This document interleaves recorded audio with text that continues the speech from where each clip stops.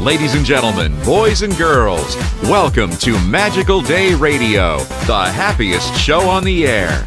Here are your hosts, Don Short and Chris Linden.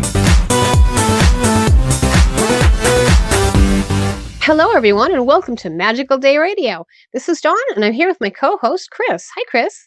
Hi, Dawn. How are you doing? I'm doing great. How are you? Good. We're super excited to have on with us a Disney icon and legend, Mr. Bob Gurr. So, Bob, please tell us about your wonderful new documentary, Turning Dreams into Reality. Well, a curious thing, I do all these public appearances, and of course, there'll be panel discussions. A lot of it is kind of Disneyland specific or Walt Disney World specific. And of course, there's so many videos, long ones, short ones, quick little things, a lot of Instagram, a lot of Facebook. Maybe I've been on maybe 100 Facebooks, but people always ask about what I did. And then at the end of that, they always say, yeah, we know what you did, but you never tell us how you did it. Mm-hmm. This has been a very, very consistent thing. It's kind of awkward for a person to look back over a previous lifetime and explain, how did I do something, especially when your own perception is you think everybody in the world works exactly the same way. And then you find out, oh, no, there's people that work in entirely different ways. Simple thing. I've never had any engineering training whatsoever in my life, but all I did for Walt Disney was engineer stuff, and he never asked if I had the slightest qualifications. Most people would think, let's say you got a monorail, and people would say, wow, it's up in the air and it goes fast, and if it fell off, everybody die. And those got to be engineered by licensed engineers, and then they find out, well, no, Bob doesn't have any engineering degree. Walt wanted it, and he just figured it out. So this is the awkwardness if I try to explain when somebody says, well, how did you do it? So anyway, here comes Carlene Thief from 8-Pen Products. She lives up in Nampa, Idaho. And she says, Bob, I want to do a video of you, and I want you to sit down, and I want you to explain how you did it. And I got kind of irritated, and I says, well, it's awkward to try to explain how I did it. Why don't you go get some witnesses? And I did. I said, witnesses. I said, there's a whole bunch of people in 45 years I worked with. Why don't you just ask them? Mm-hmm. So between the two of us, we dug out a list of 8 people, a lot of them at Disney, of course. And it's quite a variety. And then, by golly, she went out and got them all to show up on a weekend, all 8 of them. And then she went and got a film crew. And, they filmed this whole thing. And about 6 months later went by, and I said, well, where's your video? And she says, well, I got a technical problem. They're in over their heads. They can't do it. So anyway, that was kind of the setting for, well, what are you going to do? Mm-hmm. So anyway, I helped her, and then I didn't want to be on camera to explain stuff, because if you're familiar with George Harrell, you remember the famous photographer that did all the black and white glamour photos of, like MGM in the 30s and 40s. Anyway, yes. George Harrell? Those gorgeous black and white pictures. Well, that guy started out in Laguna Beach as a young guy who he wanted to be a painter, and then he found a camera, and he thought, "Oh, cameras are interesting. I'm gonna learn how to run a camera." So, in a very few years, he was a superb portrait photographer. And of course, history tells us that he spent so much time with MGM. And then a big, beautiful book was published all about him here some years ago. And Tony Anselmo, who's Donald Duck, of course, loaned me the book and said, this guy was the most fabulous guy, and he was all self-taught. So I was reading the book, and right towards the end of the book, the guy was kind of an irascible character. And at about age 83, somebody says, George, we know what you did. Why don't you tell us how you did it? And the man just flew off his handle, and he says, pardon my language, he says, I'm a genius. I taught myself, and that's that. Well, when I read that, I thought, I know the feeling. I So, relate to that. yes. So this is an awkward thing to be in a position of explaining how I did it, because it's not polite to say that I chose my parents carefully because I was interested in a good mix of DNA. They had all the characteristics that I thought would be pretty cool. You can't tell people that. Right. And at the same time, you can't explain to people that you did 250 jobs in 45 years for various companies, Walt Disney included, and you are completely unqualified because of the line of work you did. You had absolutely no engineering training. You have no certificate. You have nothing. Of course, I had an industrial design degree, which means, the artistic outside of a car, something like that, which was a degree in Bachelor of Arts that Walt never asked for. Nobody else asked for it. So I went to 2 years and 8 months in a college, a small college, and I got a moldy piece of cardboard. Nobody ever asked to see it. So you can see the setting that I was faced, that I would not be good explaining how I did stuff that was, in one way, a lot of Disney fans that said, we've never seen anything like this. Walt had never seen a thing like this. Right. And to me, looking back, anything Walt or any other entrepreneur, like a Steve Wynn in Las Vegas, they'd say, Bobby, I need you to figure out, and then they tell me what they want. And then I could immediately see many different ways to do that and then sort of get started on it. And then, some months or some years later, well, it's done and it all works. And then nobody ever asks about the details of, what's your license number? Aren't you an engineer? All that sort of stuff. No, we just have a great opening night and everybody has a good time and everybody enjoys the ride. And then I go off and do something else. But finally, the day comes when somebody says, Carlene Lee says, I want you to explain it. Well, that's a long all these years later. Boy. That's a long-winded answer about the DVD. Yes. Yeah. Well, the proof is in the pudding, Bob, because I'm sure Walt Disney believed in that. That it's not what degree you have; it's the final product that counts. As long as you turn out what he's looking for, it doesn't matter what education you had. No, Walt was completely that way with everybody. I worked with him for 12 years before he passed away, and I could watch how he would talk to people. And he seemed to have a sixth sense of what people could do, even though they'd never done it.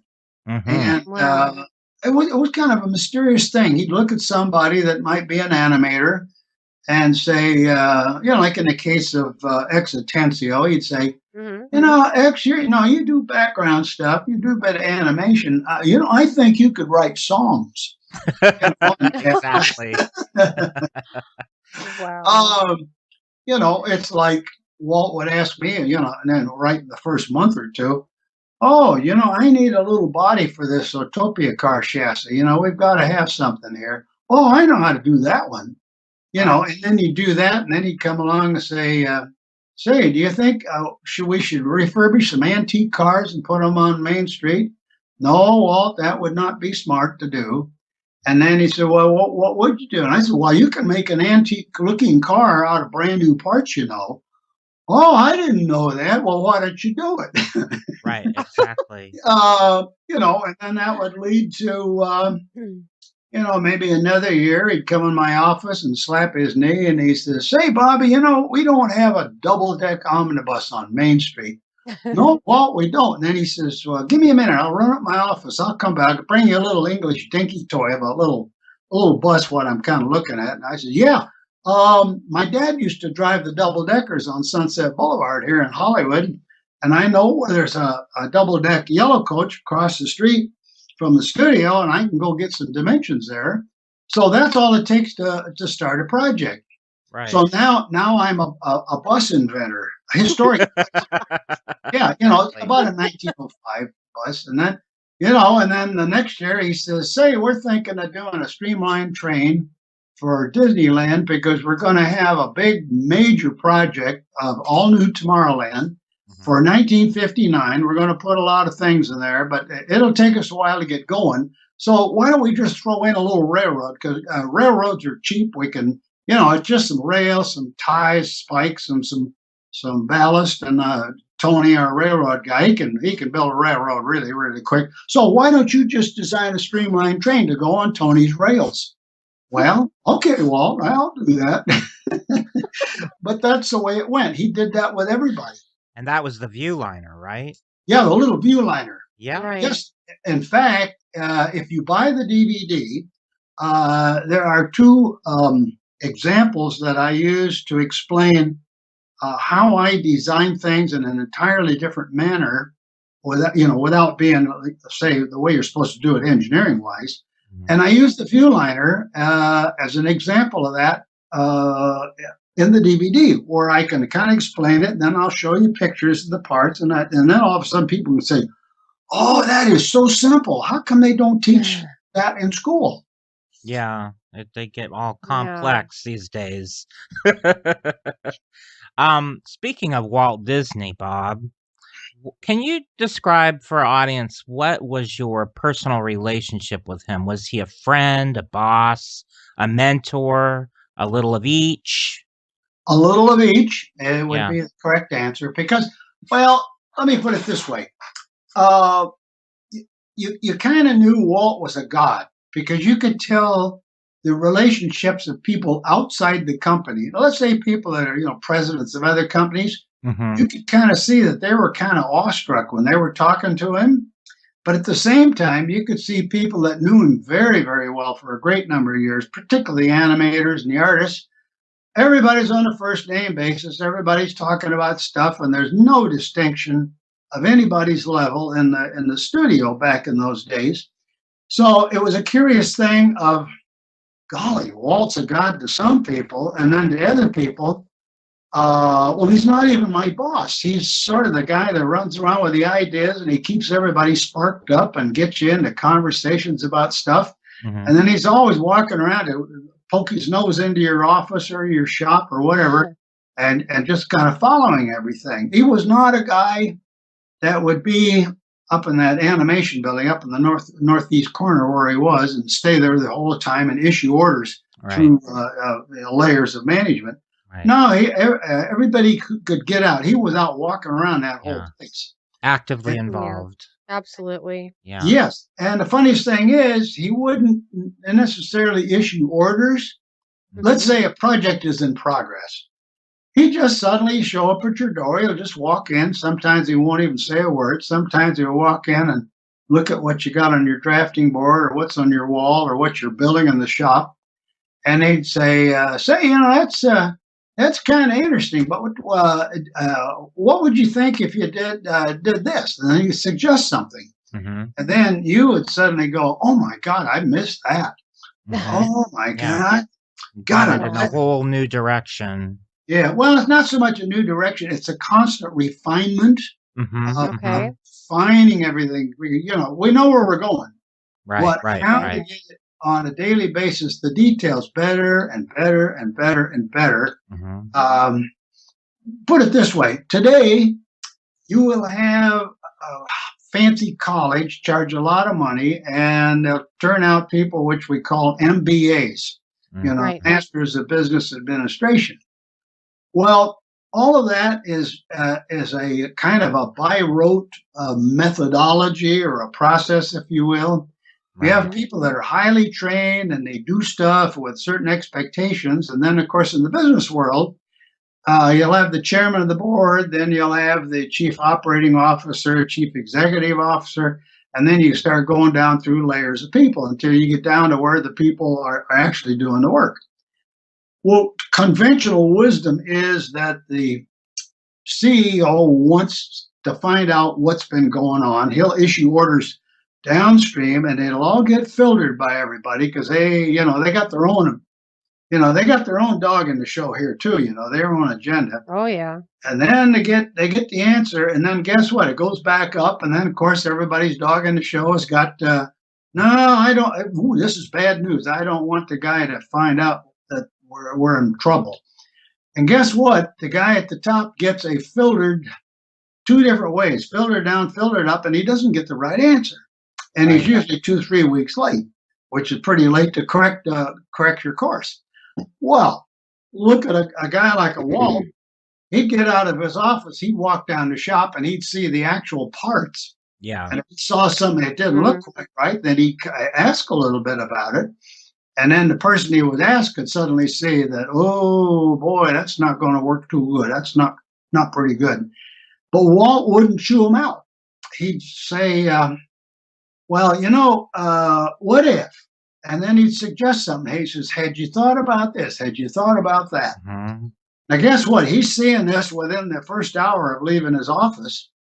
And by the time he wanders back up to his office, the course has changed now, either in the shop or somebody's office or artwork or over in the sound stage, which means you're staying on top of the necessary changes in any kind of project, literally on an hourly and a daily basis by walking around. Right. That was Walt's secret way of doing stuff. Of course, the great book long time ago, In Search of Excellence. You're all familiar with that? Yes, and I've seen the Yes. documentary too. All right, okay. The method that David Packard had, along with Mr. Hewlett, was called management by walking around.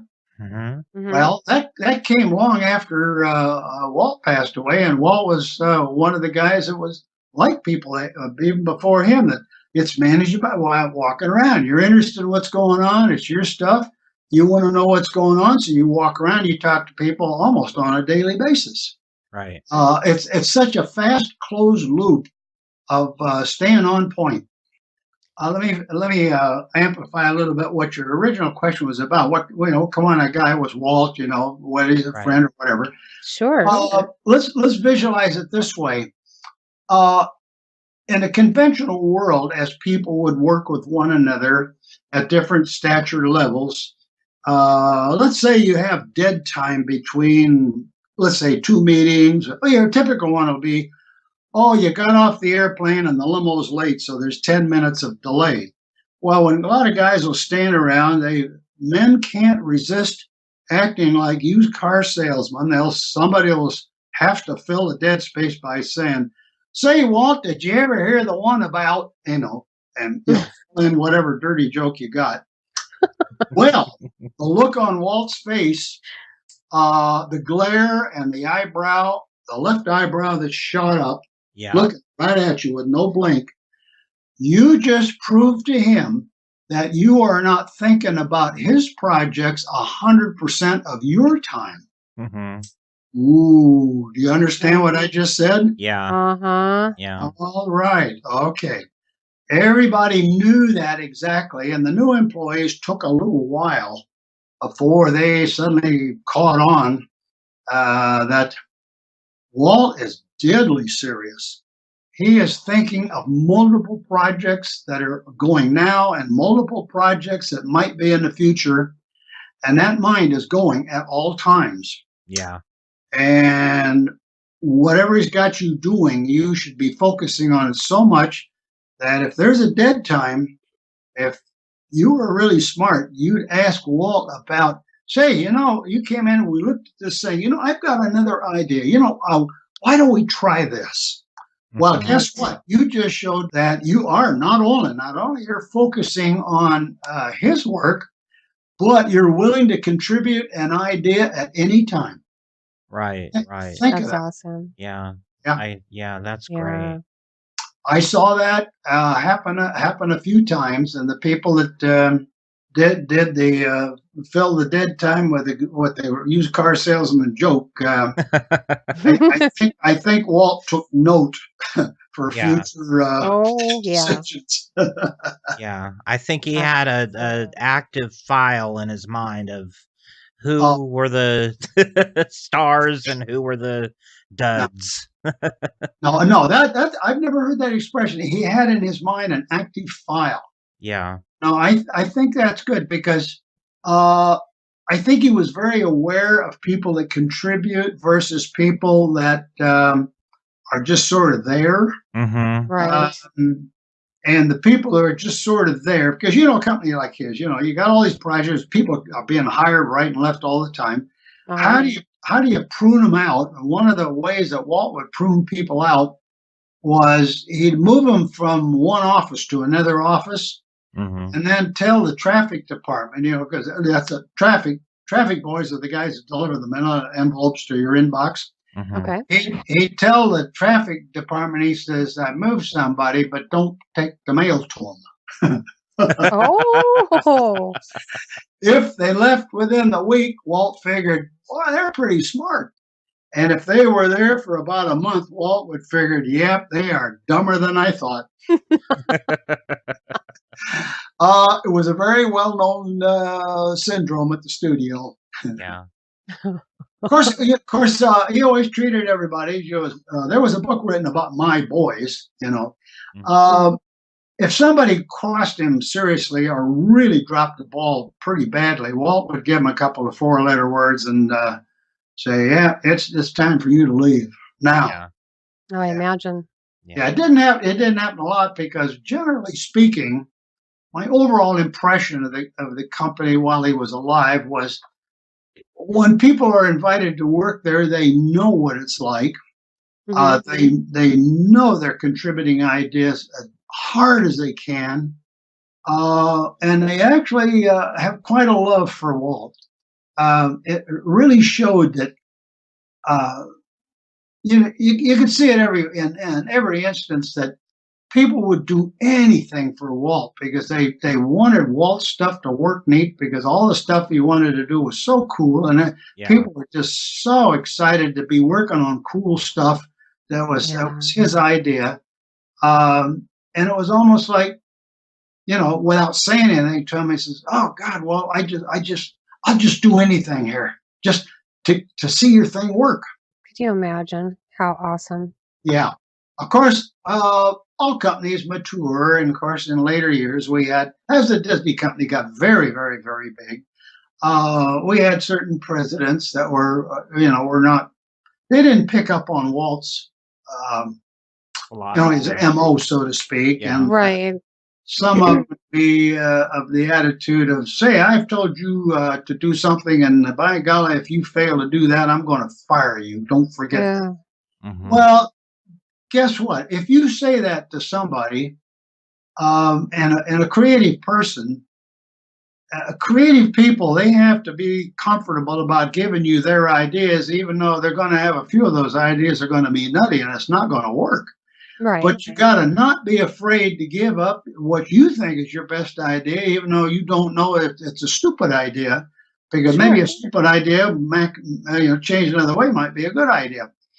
But the minute you are snapped at by an executive, you become quite cautious. You don't really want to speak up because you do not like to get chopped in public, let's say, so to speak. Right. And if that goes on long enough, you'll have a company that will gravitate to an MBA, highly organized company where there's work assignments, there's team managements, there's process flows, and where the majority of the day is meetings in which everybody's in the meeting, but nobody wants to speak up too much. They don't want to look like the nail that sticks up that has to be hit with a hammer and put down to the level of everybody else. And then a lot of them will go back to their office and not volunteer to do an action on their part, so they won't get in trouble. They wait for the next inbox letter that comes, that opens up and says, "Well, here's what we have decided to do next." Well, guess what? You just chopped off incentive, you just slowed the project down, and you just damped everybody out who would normally keep a job going. Simple thing. Early days, which you don't realize until the days are later, you always take action immediately, and it's up to Walt to catch you if it wasn't right. Right. Most people always ask permission before they will do something, and if they ask permission, it has to be there has to be a study group, and they have to analyze it to see if it's a safe thing to do. And that's why it takes a long time. And Disney does it. It's like all the companies are like that today. It's just the way it is today. In a modern, fully trained world. Yeah. Yeah. So it seems like Walt had a real nurturing way with creativity and even with morale. Yes, absolutely. Yeah, that's Oh, something really missing in a lot of big business ah, these it days. is. It really is. Well, you know, funny thing, I had a couple other clients, you know, in later years that had that same attitude as Walt. One of the guys is your buddy, crazy man Steve Wynn up there in Las Vegas. Yeah. Well, you know, he did the Mirage Hotel. If you remember when Uh-huh. he did the Mirage, you have to do something like a Stardust or some of these other where you got to have a porte cochere full of neon. What does Steve do? I met him a long time ago, and he says, "Well, I'm going to do this new hotel. You know what I'm going to do? I'm going to put in a garden. I'm going to put in a volcano." Steve, what are you Yeah. going to do? Volcano. Yeah, I'm going to do a volcano. Not knowing that years later, he talked to me and he says, "Hey, Bob, I'm not going to do another volcano. I'm going to do a pirate battle show. I want a Ah. live show in front of my hotel. The pirates and the British Navy, and they're going to get in a big fight, and somebody's going to lose." And he says, "Are you interested in figuring out how to do that?" "Well, sure, Steve, I'll do that." Yeah. Yeah. That's And then amazing. another guy was for Jurassic Park, the movie, was Steve Spielberg. Right, He right. Right. was, he was a guy that we'd be sitting there at a little drafting board in an old, kind of an old movie studio bungalow with no air conditioning and smog going through the windows. And we're sketching up some stuff. And he always appreciated if he had an idea and it wouldn't work, he wanted somebody to tell him immediately it won't work and why. And then if I'd say, "Well, no, Steve, that's probably not going to work very well." And then he says, "Well, okay, then how about this?" And so I kind of described him to people as he's the water in a river going around an immovable boulder. Think of that. A boulder is going to try to stop water. Well, good luck, folks. Try to stop water. Water is smart. Water will go one way or the other around that rock because it is not going to lose its energy one bit. A guy like a Spielberg, the way his mind would work, he says, "Oh, I hit a stumbling block. Fine, I'll just keep on going until I find the ways that I can get stuff to work." Hmm. It's a nice analogy because it shows how a guy like that, how his mind would work. Now, Steve Wynn is a little bit different. He was so Walt-like from the standpoint that, sure, he's the mogul of Las Vegas back in early '90s, Hmm. and has a big administration. Obviously, it's heavy financial, heavy politics and stuff. But the finance part, he ran that. He had a guy by the name of Bobby Baldwin. You look him up if you want to know good people there. Uh, Steve would ask Bobby Baldwin a financial question. Bobby had to come back with one piece of paper typed on one side only. That's how a clear thinker will get another clear thinker to give him a straightforward answer with everything you need to know to make a decision. I'm Wow. so impressed with that way of doing it. And the other thing was, Steve had a company called Atlantia Design that was run by his younger brother, who's 10 years younger. And it was very much like a Walt Disney Imagineering. Same kind of thing. But Steve would pick up the phone and he'd call anybody to ask a question in any direction. He wouldn't even ask his secretary to, like say, "Hey, go get Bob Gurr." Steve would pick up the phone and phone would answer here in my office. I said, "Hello, this is Steve," and I almost would say, "Steve who?" I should have figured. Hey, Gurr, this is Steve. I got a question for you." "Okay, what's the question, Steve?" Guess what? He did that to everybody. He wants an answer now about something to do with design, and he'll go straight to the source. He won't go through management. I even saw that guy one day. He came out to Riverside, California, because there was a new crazy kind of an attraction that would simulate space with like G forces. It was a Hmm. Okay. crazy machine, but very, very risky. So he had me come out and take a look at the machine, uh, see whether we should go ahead with it or not. And I said, "Well, I don't think so." So he came out in his private airplane to the airport, and then he had hired a local limousine, had this big limousine and another car. And as they were getting to go back to the airport, all of a sudden Steve comes out of the limo saying, "Hey, where's Gurr? I got a question." And of course he can't see well. He's got retinitis pigmentosa. So I know I just put my arm out and he puts his arm in my arm and I walk him out to my daughter's ratty old Honda. And he says, "I got some questions for you. See the limo? Keep it in sight. They know where they're going." Oh, thank you, Steve. So we drive about 10 miles, at high speed with the limo, pull up to the airport, and there's this good-looking Challenger 600 corporate jet. And he says, "Hey, come on in, see my airplane. I got it. It's a trick airplane." And I walk in there and walk right past his captain. The captain gives me a glare like, "I don't know you. What are you coming in here? This is a high security outfit here."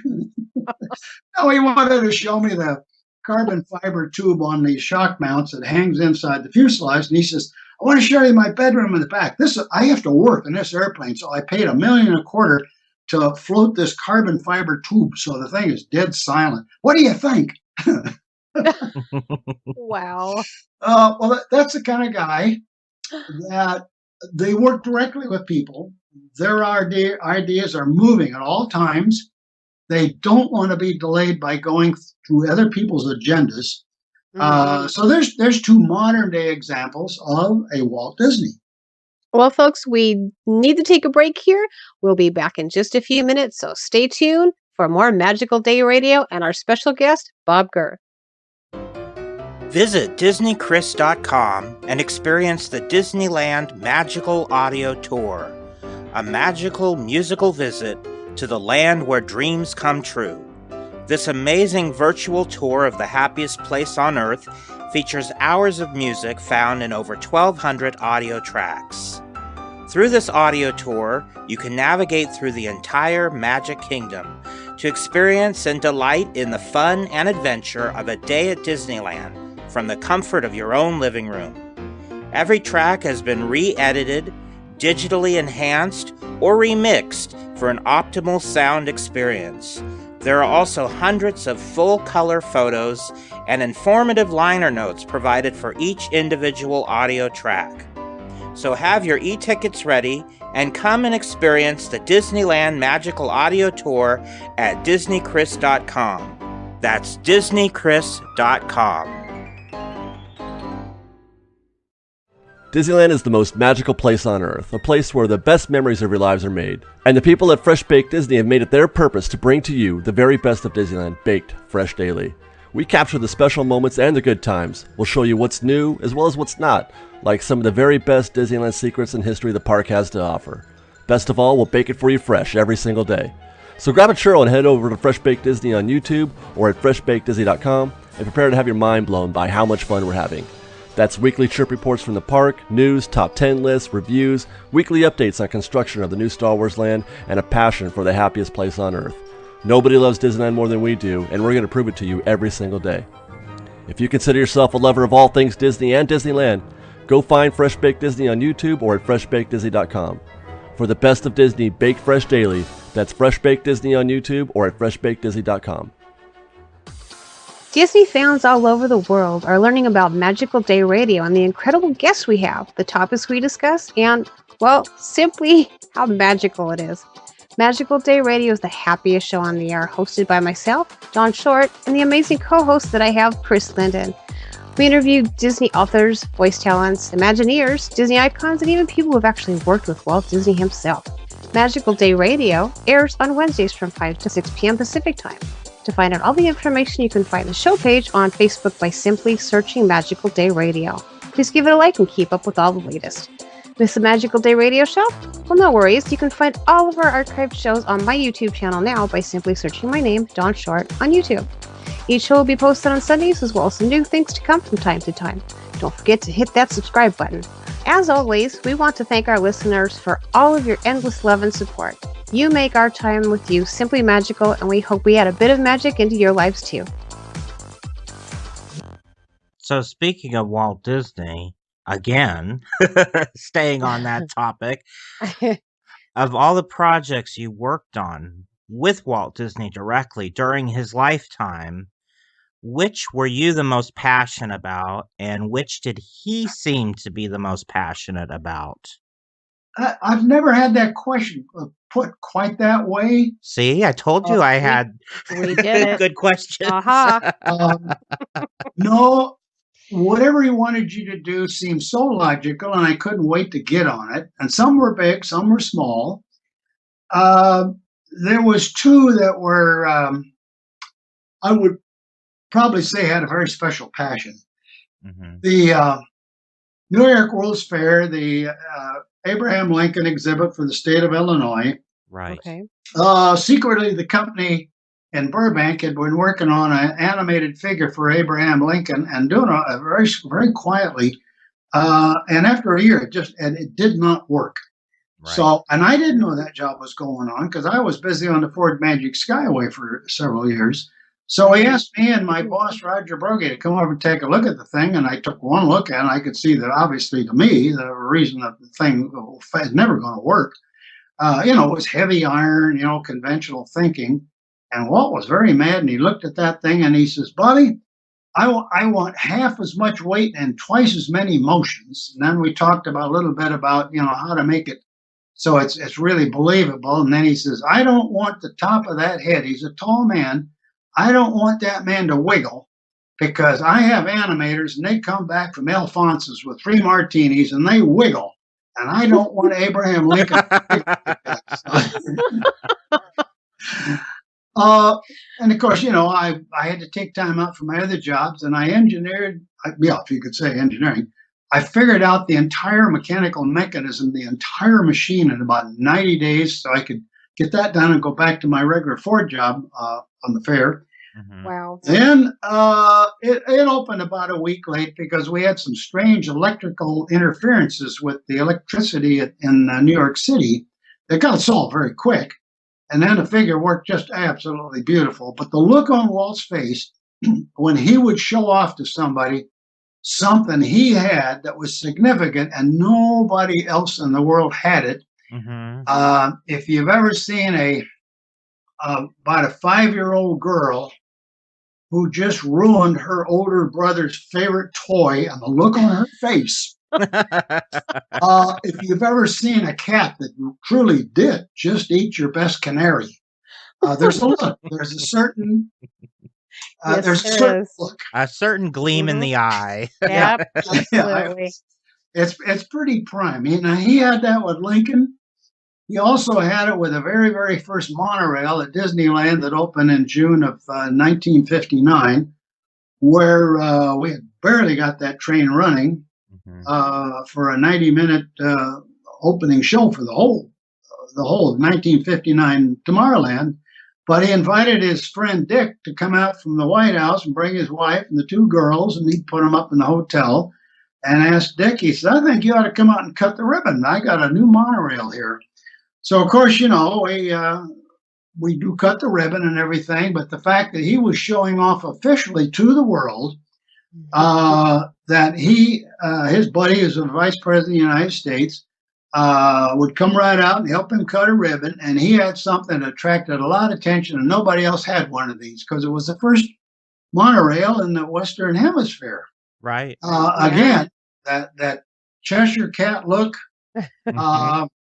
Mhm. I mean, it was just, those moments you look at him as, because I'm sitting in the cab, of it, because I'm going to drive him, going to give him a ride in the thing. That look is just, once you see that, you never forget it. And the famous scene where the scissors wouldn't cut the ribbon, so he had to, Yes. he had to tear the ribbon himself. Well, this stuff happens. It's no big. But the monorail ran. That's the important thing, That's right? all that mattered. Yeah, it ran. We'd only got it running the night before, and that's why I put it out there in the where we're going to cut the ribbon, because we had a 90-minute live TV show, black and white, and Right. I figured, well, if I drive it out of the scene, the movie people got their cut, so that's There you okay. go. But the doggone thing, it ran till about 9 o'clock that night. I was driving it, not a bit of trouble. That's amazing. So of all the projects that you've worked on outside of the Disney company, which would you say was the most challenging? I get that question all the time. They say, "What's your most challenging?" Mm-hmm. Well, going back to what I started originally about, I work different than everybody else. I never saw anything as a challenge because a challenge infers that you're not very good at what you're going to do, and you're kind of stalled. Right. They say, "Oh my God, I got this terrible challenge." Mm. Well, I saw it the other way around. Somebody get in a conversation about saying, girl, we got this idea where we want to try this thing. And as that conversation comes along, I see several different ways that it could be done in my mind. No words, no pictures on paper, just a kind of a conversation. And somehow my mind could very quickly come up with a mental configuration of machinery, let's say, because it's primarily mechanical. And I immediately saw, there's several ways to do this. An example was when Steve Wynn was having this major meeting launching the Pirate Battle Show. Right. He had gone through everybody else's presentation, the presentation of the hotel, and then he looked around the room, big man, he says, okay, who's going to sink the ship? And two other guys that were Disney guys and myself, we put our hands up. Yeah, well, we're interested in sinking the ship. And he says, okay, we got to go have a meeting. So we had a meeting with him out in the model shop, his model shop. And the basic substance of the thing was, well, yeah, Steve, there's quite a few ways we could do this, And at the end of that 2 hours, he just gets up and says, okay, guys, get started. Give me a preliminary price by Friday. Goodbye. No handshake, no boilerplate, no request for a proposal, none of that stuff. And we just started to roll. And that's the way a lot of people will do stuff. But I found out many, many months later into the job, there were several big professional show theater designer equipment type people in Las Vegas. He'd been talking to them, and every one of them was very scared and gave them all the reasons why you don't ever want to do this. Right. Steve was right up to the absolute day before his major presentation. He had got his little brother Kenny to call Tony Baxter down at Wet Enterprises and say, have you got anybody send up here tomorrow morning for this meeting? My brother wants to sink a ship and we can't get anybody to sink a ship. So he talked to Tony, and then Tony talked to Bruce Gordon, and Bruce Gordon said, buy yourself a Southwest ticket and within the hour and go up and meet Monty and Rocky from Technofex. Go up there, and Steve Wynn wants to sink the ship. Okay, we get up there, get in the meeting. Yeah, Steve, several ways to do it, and we walk home in the afternoon with a verbal go ahead. I've seen this show before years ago when my daughter was little. It's since changed then, but Oh yeah, well, he sold the hotel to MGM Grand, and MGM Grand, they wanted to put in a Senior Frogs in the front. Yes, they did. Yeah, Steve's the artist. He wanted to have a pirate village. Yeah. He wasn't interested in making that much money. He wanted to attract everybody on the sidewalk in front of his place. So guess what happened? You'd be up in his office, and he's explaining to people. He says, look at my show. It's a free show. It's really expensive. I give it away every couple of hours. He says, the show's over. Watch this. Everybody's jammed on the sidewalk because some of them got there late when they saw the fire. Right. And they can't go one way or the other. And the only way out is that wide walkway that goes into the casino. Yeah. So smart. The easiest way to get out of that show is going to the casino. So, Bob, when you experience a finished attraction that you had a hand in creating, what goes through your mind? Well, it's kind of a mixed emotion. It's like childbirth. You waited 9 months, and we had a successful birth. We're going home to the house. Well, the hospital people aren't fawning over us anymore. I got to teach my husband how to burp it. So all of a sudden, it's like, the reality's setting in. Yeah. So, the excitement of a project and the publicity with the media and an opening night, the big blah, blah, blah stuff. And the next morning, it's like, oh, what was my other project? Oh, yeah, I was working on this other thing. Well, I got to get back to that. So there's kind of a letdown, but the other side of it is, man, the next one's going to be so exciting. I just can't wait to roll on that one and just jump right into it. Usually I'm working on 2 or 3 projects at the same time anyway. So Right. Oh, I could imagine. yeah, so you don't get a super downer the day after an opening night, but but there is that kind of a little pang of, I'm missing something hot here. Yeah. And then, and then you get rolling on it. I wanted to talk to you about your Bob Gurr's Disney History Trail bus tour.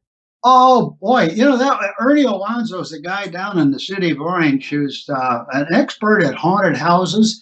He does little walking tours for years down in the city of Orange. And he's a very quiet guy, very thorough, very, very nice person. He phones up quite a few months ago and says, "Say, Bob, I got an idea. What if we rent a bus? And I know some of Walt Disney's history is in the area near where you live. What would you like to ride the bus and run a microphone and tell stories?" And I says, "Well, Ernie, you didn't know for 17 years I've been giving the Bob Gurr history trail anyway to all my friends and relatives, and which I have 2 versions. I have the short version to do with Walt Disney, and then I have the full one that covers Madonna's house and goes out to Venice." My word. So he says, "Oh, well, let's do it." So he puts this whole tour together, gets the bus, and does all the artwork and the internet. And he goes on the internet, and what does he find? He finds DisneyHistoryTrail.com. The great Walt Disney Company never paid attention to everything they could have bought off the internet. My gosh, he owns Disney History Trail. Oh, yeah, he just happens to have a site. And in a matter of less than a month, he puts this whole thing together. And then we went out and tested it with the idea of the time it takes and the size of the bus. Because some of the neighborhood's pretty tight. We got a big job to maneuver the bus. Put it all together, and it worked out really sweet. We did the first one, I guess a month ago. And before we started that, he'd already sold the second one, which was August. And now he's got the third one, September, already sold, and then he's partway done with one for October. Wow. So it's very interesting how you have Disney fans who just about know everything, and particularly focusing just on Walt. And all this tour does is focus on Walt's life, because there's so many locations in a very small area. In fact, there's 16 different stops focusing only on Walt Disney, not the Disney company, only Walt and Walt's family. And for people that would see what this is about and then would take a chance to ride the bus to do it, when they get off that bus, they all exclaim, "I had no idea of any of this," but they knew little bits and pieces of it, but they'd never seen in a 5-hour stop and go, learn history of Walt and his brother Roy, and of course the daughters and this, Mickey Mouse and everything, all in one linear path, so to speak.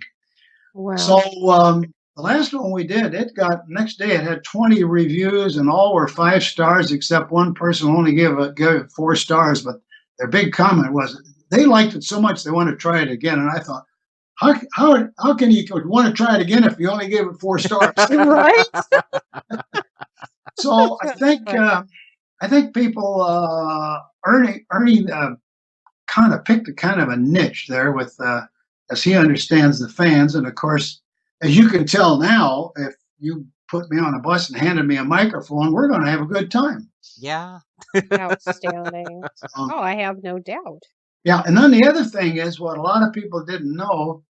I grew up in that area from about 18 months on up, and I had a parallel life to some of the same areas as Walt did.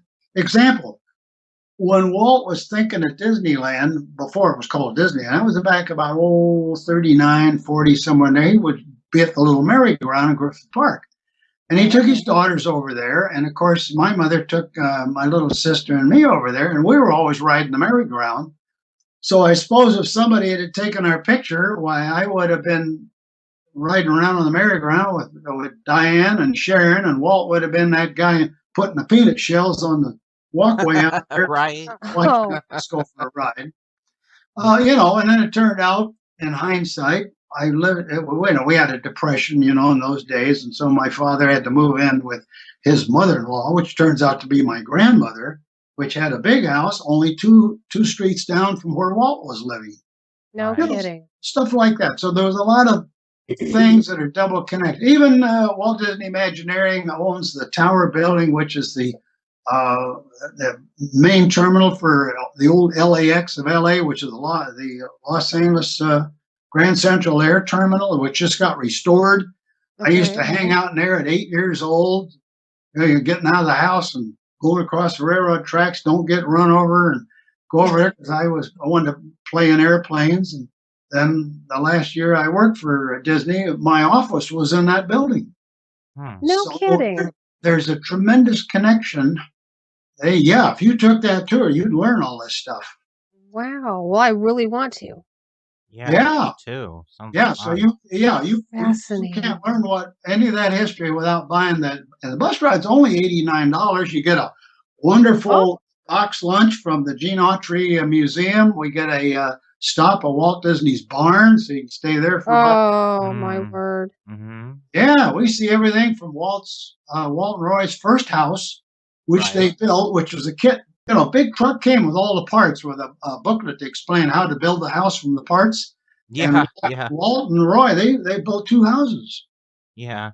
Oh, my goodness. Yeah, 1,000 square foot house on the market today for $980,000. Huh. So the history tour is it's very interesting. We our second bus, we got big buses. We got a big Prevost that we put 42 people in that, and when we go to the merry-go-round for an hour and a half, and then we serve wine, for sale, of course. Nice. On the bus, we can't have the wine in the park because it's city park, but we can go back in the bus and have our wine.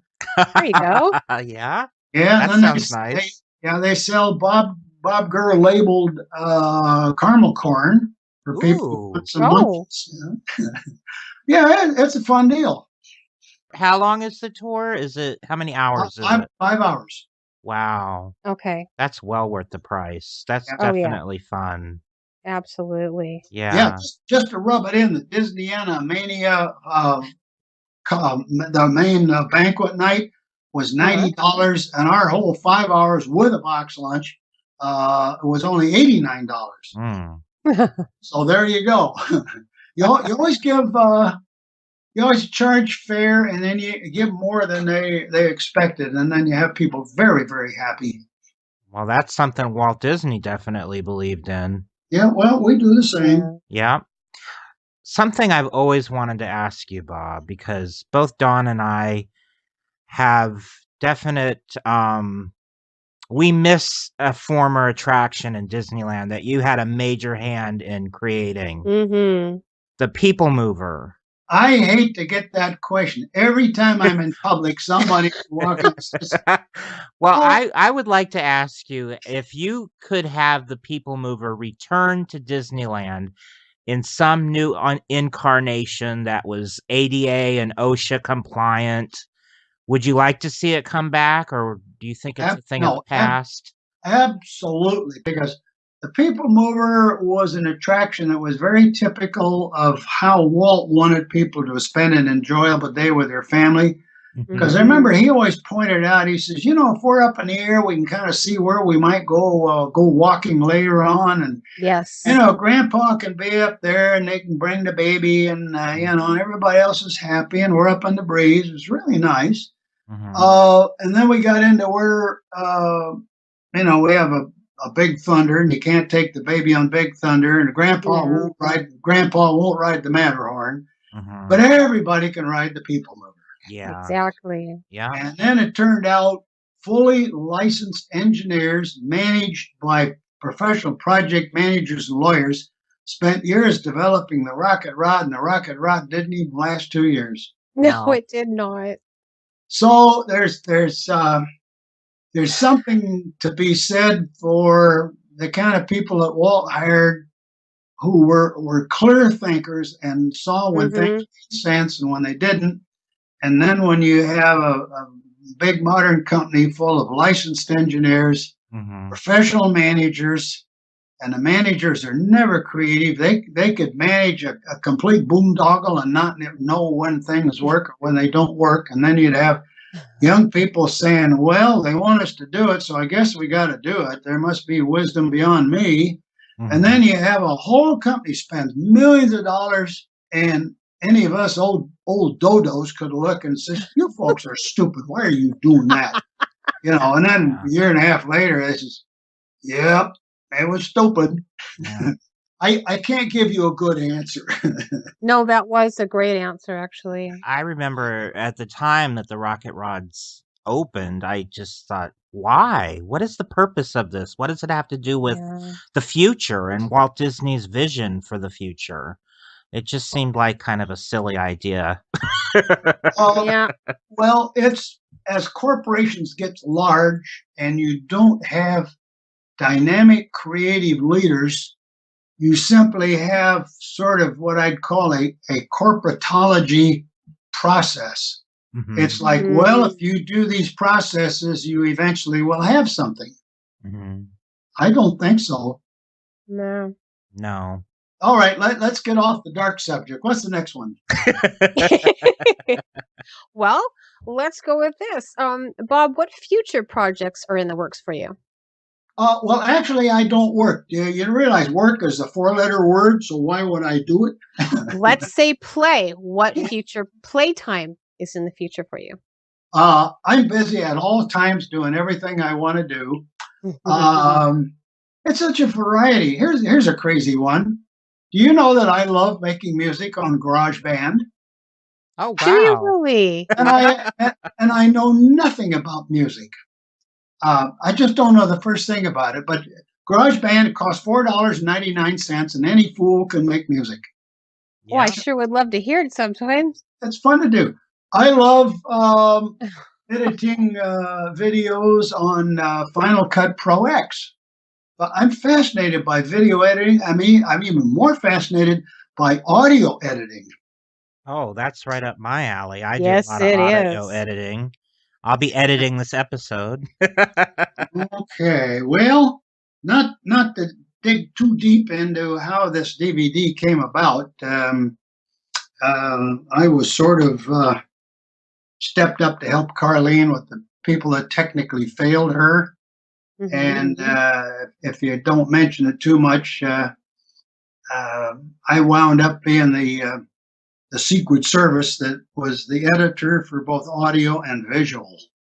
No kidding. And I went under the name of Rescue Edit Services.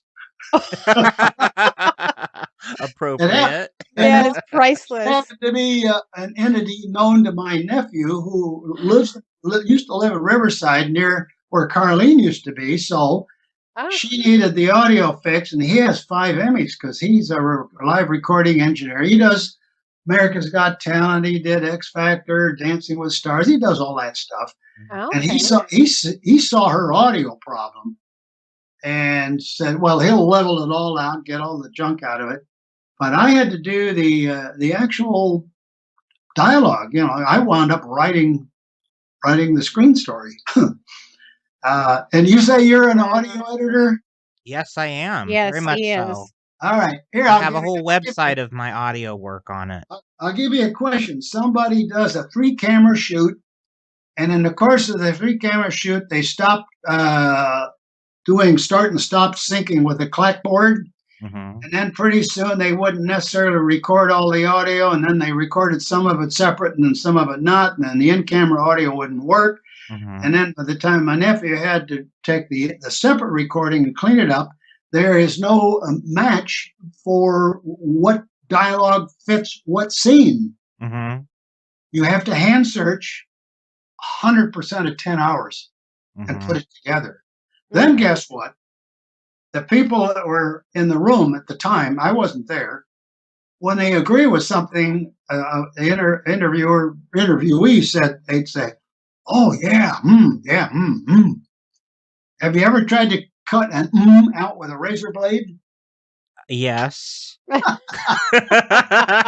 Well, not with a literal razor blade like they did in the old days before they had computers. Final Cut Pro X has a symbol with a red razor blade. I mean, it's serious. Yeah. Blood red Wow. razor blade. But anyway, I don't know enough technically about it, but I know that if I spread the soundtrack way out, I was looking at valleys and mountains. Absolutely. And all I had to do was slide the valleys and the mountains, get them close enough, and about half the time I'd get it right on frame. And then sometimes I maybe missed it a hair, and then I could, on my keyboard, I just push left, push right, and listen to the Doppler right left shift, and come back to it and get it locked dead nuts. Yeah, you want to ask me all the stuff I do? Well, that's the kind of cruel work I do. You cut out ums with razor blades. Oh man, that's awful.